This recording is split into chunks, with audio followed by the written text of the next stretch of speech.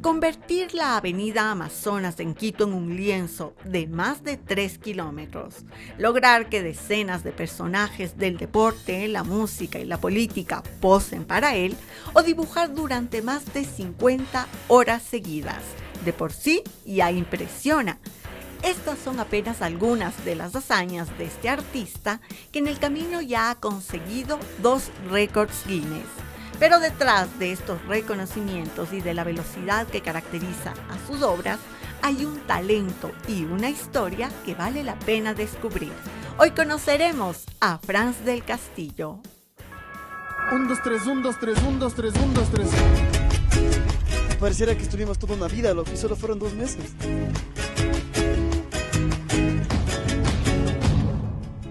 La mañana en que Franz del Castillo extendió 3 kilómetros de papel sobre la avenida Amazonas, la capital de los ecuatorianos, hizo una pausa inevitable. Algo fuera de lo común estaba pasando. Se trataba de un desafío que llevaba meses gestándose.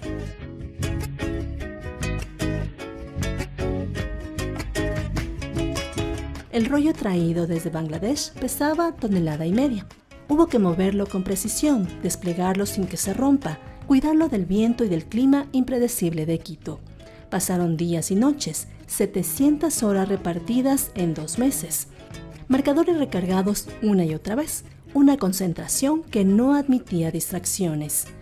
Así completó una obra que impuso un récord mundial por su extensión en metros y su dimensión creativa. El dibujo más largo de la historia, que también era el dibujo más grande de la historia. 3 kilómetros cuadrados y 3.003 metros lineales. Tuvo como objetivo rendirle homenaje a la espontaneidad. No tenía un boceto previo. A partir de los 400, de los 500 metros, cambió el estilo y durante casi 600 metros era solamente arte abstracto. Yo estaba saliendo de una depresión crónica súper fuerte, pasaba un episodio de duelo muy fuerte y honestamente yo pensaba no acabar el dibujo. Fueron jornadas de 24 horas, de 26 horas continuas, en las cuales yo no dormía, mi equipo de trabajo se iba a descansar y regresaba, y yo no me cansaba. Entonces tenía una conexión muy grande con el universo, creo que me conecté mucho con Dios, y solo dejé que fluyan recuerdos y fluyan ideas. Me acordaba de mi mamá templando la ropa en la casa, entonces hay centenares de metros de eso. Me acordaba de un perrito que tuve hace muchos años que falleció y le pintaba a él como él me veía, ¿no? Cómo él veía las cosas desde arriba, los peces que mi padre tenía en la casa, episodios de mi vida y después la identidad ecuatoriana.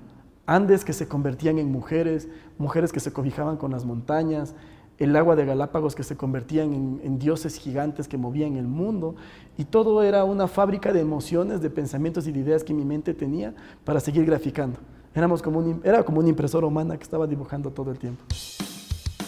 La obra completa ocupaba lo que podría ser la mitad de una cancha de fútbol, y en ella se plasmaron cientos de historias, gente común, músicos, deportistas, templos, montañas, su propia vida. Un mapa personal y colectivo que ponía al Ecuador en un lugar especial dentro del arte contemporáneo. En lo personal considero que la caricatura es un ejercicio de libertad, en el cual nosotros podemos plantear el reconocer no solamente el alma del personaje, sino también rasgos característicos que si se les exagera son de un mayor discernimiento visual para las personas. Grandes en la historia como Renoir o como Botero comenzaron siendo caricaturistas y cuando yo comencé a hacer caricaturas, cuando yo comencé a hacer estas caricaturas para la gente, ni siquiera sabía que era una caricatura. Sabía los cómics, me encantaban los Simpsons, me encantaba South Park, me encantaban varias líneas y varias corrientes gráficas de la ilustración de la caricatura, pero ya entrando a ser un caricaturista de opinión pública, comienzo a tener el acercamiento a los medios de comunicación. Y en algún día, por casualidad, pinto a un referente, a una celebridad mundial, y así comenzó todo.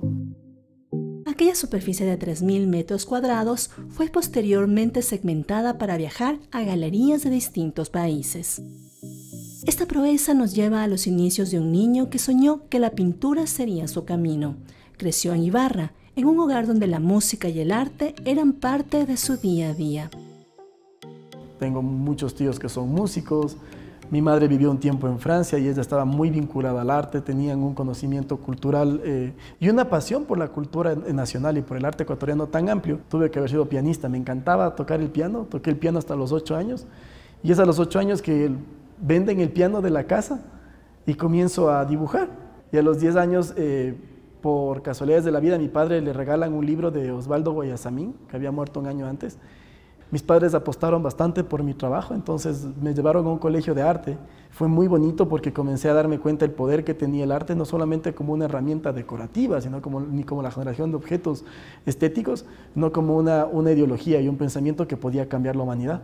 Los referentes en la plástica y en la construcción de mi trabajo han sido muy versátiles. Yo creo que el más importante y a quien le he concebido para mí como un padre en mi profesión es Pablo Picasso. Me encanta la obra de Picasso, a tal punto que nosotros logramos con la Fundación Franz del Castillo comprar una obra de Picasso hace algunos años. Me encanta Egon Schiele, me encanta Gustav Klimt, y cada proyecto tiene su referente. Entonces he tenido muchos referentes y sin duda para mí en Ecuador mi máximo referente ha sido el maestro Osvaldo Guayasamín.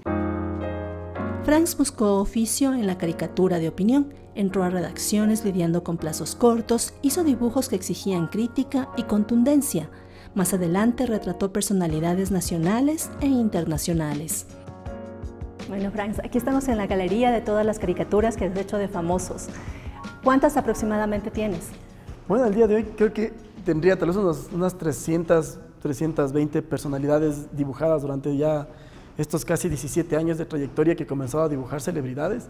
Cada una tiene una historia, cada una cuenta una anécdota, cada una es un momento muy emotivo en el cual, más allá de dibujar una celebridad, creo que tuve la oportunidad de conocer el lado humano de las personas. Recuerdo, por ejemplo, cuando le pinté a Residente Calle 13, justo había nacido su hija, entonces me contaba que le cambiaba los pañales y había nacido mi hija y compartíamos esta anécdota de cómo era, por un lado ser artista y por otro lado ser papá. Son cosas muy bonitas que cada obra me recuerda con nostalgia. Por ejemplo, aquí le vemos a Juan Gabriel, ella falleció, ¿no? ¿Cómo fue ese momento para ti? Un momento muy bonito, esto fue en el aeropuerto, fuimos con el equipo de Teleamazonas y un hombre espectacular, un caballero sin duda que se sintió muy feliz cuando tuvo este dibujo, y esta es justamente la obra que está ahora ya pues en uno de los museos, bueno, más bien dicho el museo que hicieron para él en Ciudad Juárez.